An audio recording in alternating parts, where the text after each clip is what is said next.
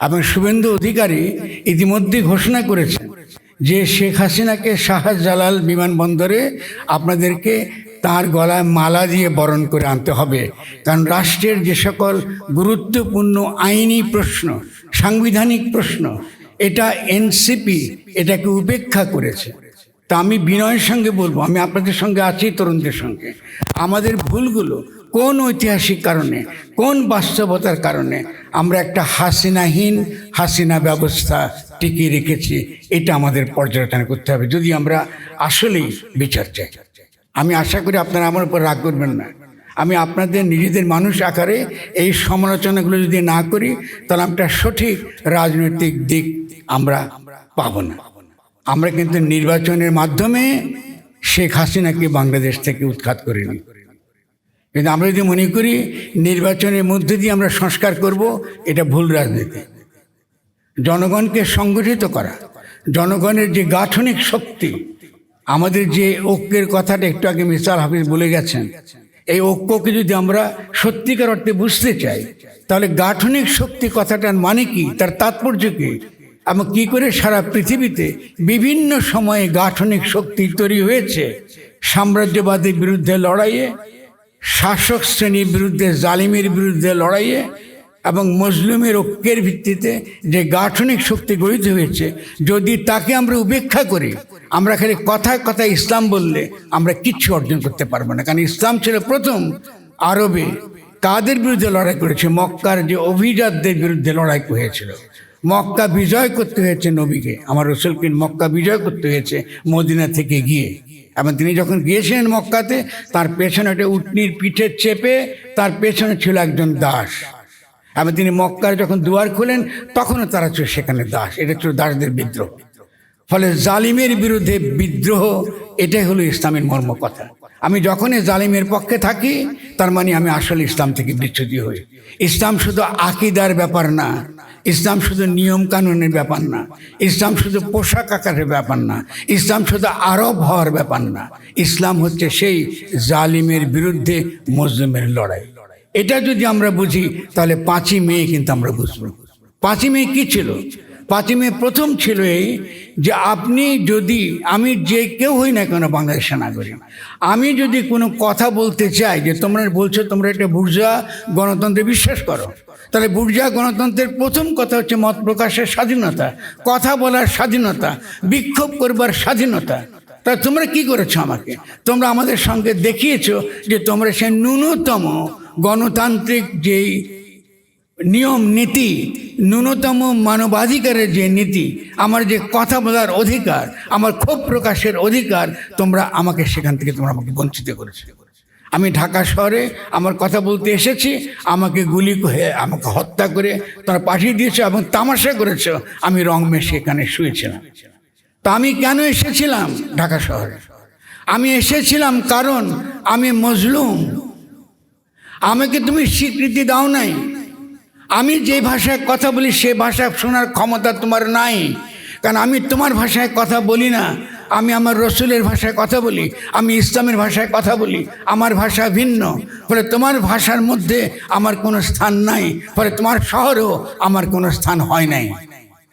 দ্বিতীয়ত হলো এই যে আমি তোমার যে তথাকথিত আন্তর্জাতিক পুঁজিতান্ত্রিক ব্যবস্থার অধীনে এখানে যে জালিম ব্যবস্থা গড়ে তুলেছ, সেখানে আমি গরিব থেকে গরিব হয়ে যাচ্ছি। আমার কোনো প্রকার ভরসা নাই হলোকে, আমার কোনো ভরসা নাই। আমি এই যে মজলুম, আমার একমাত্র যার নামের উপর আমি টিকে আছি তিনি হলাম আমার রসুল। তুমি তাকে পর্যন্ত অপমান করছো, আমার বুকের মধ্যে আঘাত দিচ্ছ। ফলে 5ই মের ঘটনা ছিল এটা একটা শ্রেণীর রাজনীতির অভিপ্রকাশ। এটা শ্রেণী রাজনীতির অভিপ্রকাশ এবং গণতান্ত্রিক অধিকার যতক্ষণ পর্যন্ত না আমরা যারা ইসলামের কথা বলছি, তারা যতক্ষণ পর্যন্ত না এই মজলুমের পক্ষে আমরা কথা বলতে না শিখব এবং জালিম এবং মজলুমের বিভাজনটা পরিষ্কার করে না বুঝবো, বারবার বারবার বারবার আমরা প্রতারিত হব, আমরা কিছুতেই অগ্রসর হতে পারবো না। আমার শুভেন্দু অধিকারী যে কথাটা বলছে, শুভেন্দু অধিকারী বলছে বাংলাদেশের চতুর্দিকে শুধুমাত্র সে কাঁটাতারে বেড়া দিচ্ছে না, সে অখণ্ড ভারত বানাবে, আপনাদেরকে হিন্দু বানাবে, আবার ওয়াপস হবেন আপনারা। তা আপনাদেরকে বুঝতে হবে হিন্দু বলে কোনো ধর্ম আছে কিনা। হিন্দু বলে তো কোনো ধর্ম নাই, হিন্দু সভ্যতা আছে। সিন্ধু নদীর এপাশে যারাই বাস করে সকলে হিন্দু।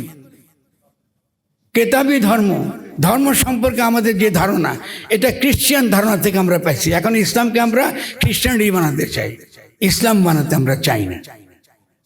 এগুলো বোঝার চেষ্টা করেন যে ধর্ম সম্পর্কে, যে ধর্মের সঙ্গে বিজ্ঞানের কোনো সম্পর্ক নাই, ধর্মের সঙ্গে যুক্তির কোনো সম্পর্ক নাই, ধর্মের সঙ্গে ইহলোকের কোনো সম্পর্ক নাই। ধর্ম একমাত্র পারলৌকিক ব্যাপার। এটা আমরা খ্রিস্টানিটি থেকে পাইছি, এটা ইসলামের নাই। আমি আপনাদেরকে চ্যালেঞ্জ করছি।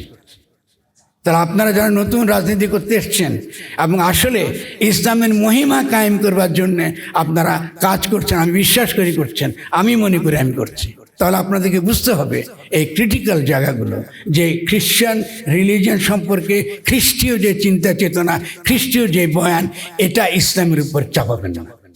ইসলাম পরিচয়বাদ না, ইসলাম জাতিবাদ না। হিন্দুত্ববাদের বিপরীতে যদি আপনি মুসলিম জাতিবাদ করেন, আপনি রসুলের উম্মত হওয়ার পর থেকে আপনি খারিজ হয়ে গেছেন। ওখানে কোনো জাতিবাদ নাই, কেমন? ফলে আমাদের আগামী দিনের রাজনীতি একদমই নতুন ধরনের রাজনীতি হতে হবে। এনসিপি যদি আগামী দিনে যে তরুণরা, যাদের বয়স এখানে 35 বছরে ক্রস করে নেয়, হয়তো আমি তাদেরকে দেখবো না আগামী দিনে, তারা আগামী দিনে অনেক বড় নেতা হিসেবে হাজির হবে ইনশাআল্লাহ। তারা বিশ্ব জয় করে বিশ্বাস করি আমি, এবং সারা দুনিয়া জয় করবার শক্তি বাংলাদেশের আছে, যদি আমরা আমাদের চিন্তা করবার ক্ষমতা আমরা গড়ে তুলতে পারি এবং ইসলামকে আমরা ভালো করে বুঝতে পারি। ইসলামের সঙ্গে অনেকে বলে আমাকে, আপনি তো মার্কসের ছিলেন, আপনি হঠাৎ করে এত মুসলমান হয়ে গেলেন কি জন্য? না, মার্কসের পরে, মার্কসের ব্যর্থতা, মার্কসের সীমার পরে ইসলাম এসছে ভিন্ন কথা নিয়ে। মার্কসকে অস্বীকার করে আসে নাই। আপনারা যারা মার্কসকে নাস্তিক বলে শিখছেন, এটা মার্কিন যুক্তরাষ্ট্র আপনাদেরকে শিখাইছে বলে আপনারা বলেন। মার্কসের লেখায় কোথাও নাস্তিকতা নেই। শুধু তা তো নয়, আপনি যদি আসলে ইসলাম বুঝেন, তাহলে মার্কস যেটা আমাদেরকে দিতে পারে নাই, ইসলাম সেটা আমাদেরকে দিতে পারে। সেটা কি?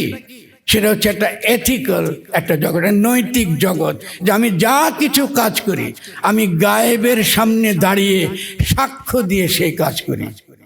আমি আল্লাহু আকবার বলি, কেন বলি? আমি সাক্ষ্য দিচ্ছি, শাহাদা, এটা একটা দার্শনিক ধারণা, এটা একমাত্র ইসলামে আছে, যে আমি সাক্ষ্য দিচ্ছি। গায়েব সবসময়, গায়েব যিনি নিত্য অনুপস্থিত, কিন্তু সবসময় তিনি আমার সামনে খাড়া, কারণ তিনি সবসময় আমাকে নীতি, নৈতিকতা, নৈতিক জগৎ এবং জালিমের বিরুদ্ধে মজলুমের পক্ষে দাঁড়াবার তৌফিক তিনি আমাকে দেন। এই যে জায়গাটা যদি আমরা বুঝতে পারি, তাহলে আমরা ইসলামকে জাতিবাদে পর্যবসিত করব না। শুভেন্দু চৌধুরী চায় যে আমরা ইসলামকে মুসলিম জাতিবাদ বানাই। শুভেন্দু চৌধুরী চায় আমরা ইসলামের বিরুদ্ধে খাড়া হই, এটাকে একটা জাতিবাদী অস্ত্র আকারে খাড়া করি। আমরা বলছি না, ইসলামের মধ্যে কখনো জাতিবাদ ছিল না। সে সমস্ত মানব জাতিকে ঐক্যবদ্ধ করবার জন্যে, একটা বিশ্ব উম্মাহ সৃষ্টি করবার জন্যে সে এসছে, এবং সে সবসময় সকল ইলাহ, মিথ্যা ইলাহ বিরুদ্ধে লড়াই করবার জন্য এসছে। এবং এই যুগে মিথ্যা ইলার নাম হচ্ছে পুঁজি, যে পুঁজিকে আপনি পকেটে নিয়ে ঘোরেন। আপনি মুখে বলছেন মুসলমান, মুখে বলছেন রসুলের উম্মত, আপনি মুখে কিন্তু ইলাকে নিয়ে ঘুটেন টাকা টাকা টাকা টাকা বাড়াতে চান, আর কোনো বাসনা নাই। এটাকে বলে পুঁজি। মার্কস আমাকে শিখাইছে যে ইলা আরেক নাম আধুনিক কালে, তাহার নাম হইতেছে পুঁজি। যতক্ষণ পর্যন্ত এই মিথ্যা ইলার বিরুদ্ধে লা ইলাহা বলতে না পারবেন, নিজেকে রসুলের উম্মত দাবি করেন না। ফলে পুঁজিবাদী বিশ্ব ব্যবস্থার বিরুদ্ধে আজকে সারা দুনিয়া যে বিশ্ব ব্যবস্থা একটা কর্পোরেট পুঁজিতান্ত্রিক ব্যবস্থা। এই কর্পোরেট পুঁজিতান্ত্রিক ব্যবস্থাই 5 তারিখের পরে 8 তারিখে আমাদের বাংলাদেশে একটা রেজিম চেঞ্জ ঘটিয়েছে। তাদের নাম হচ্ছে মার্কিন যুক্তরাষ্ট্র। আমাদের নাম নিতে শরম লাগতে পারে, আমি নামটা বলে দিলাম। ফলে আজকে তারাই কিন্তু ক্ষমতায় আছে, আপনার কেউ ক্ষমতায় নেই। আমরা পার্লামেন্টে আনন্দ পেতে পারি পারফরমেন্সের জন্য, কিন্তু পার্লামেন্ট তো খালি নাটকের জায়গা না। ক্ষমতা পার্লামেন্টে তৈরি হয় না, ক্ষমতা আগেই তৈরি হয়ে আছে। ফলে ক্ষমতা কি জিনিস, আমাকে ক্ষমতার বিরুদ্ধে লড়াই কি করে করতে হবে, যতক্ষণ পর্যন্ত না আমরা যারা বুকে পেতে দিয়েছি শেখ হাসিনার গুলির সামনে, আমরা যদি এটা বুঝতে না পারি, আমি মনে করি আমাদের এর চেয়ে বেশি লজ্জার কিছু হতে পারে না। এবং নির্বাচন বাদ আমাদের রাজনীতি হতে পারে না। নির্বাচন একটা প্রক্রিয়া। গণতন্ত্র যদি থাকে, রাষ্ট্র যদি গণতান্ত্রিক হয়, তখন নির্বাচন কাজ করে। আর রাষ্ট্র যদি হাসিনা ব্যবস্থা হয়, যতই পার্লামেন্ট থাকুক, এটাকে হাসিনা ব্যবস্থাই বলে।